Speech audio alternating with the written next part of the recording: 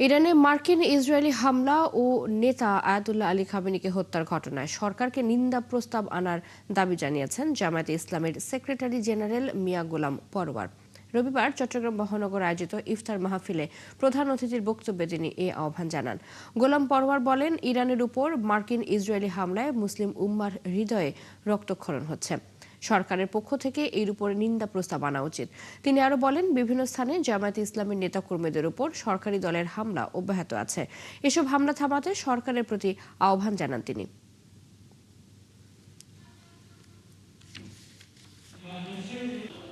মুসলিম উম্মাহ একটি জাতি, একটি গোষ্ঠী, একটি হৃদয়, একটি হৃৎপিণ্ড, একটি আত্মা।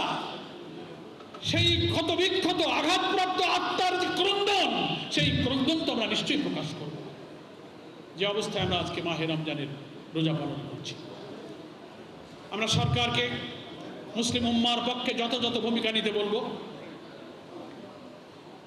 মার্কিন এবং ইসরায়েলের এই আঘাতের তীব্র নিন্দা জানিয়ে আসন্ন জাতীয় সংসদে নিন্দা প্রস্তাব নেওয়া এবং মুসলিম উম্মার প্রতিনিধিত্বকারী একটি সরকারের যা কর্তব্য, সরকার যেন তা পালন করেন। আমরা এই ইফতার অনুষ্ঠান থেকে সেই দাবি পেশ করছি।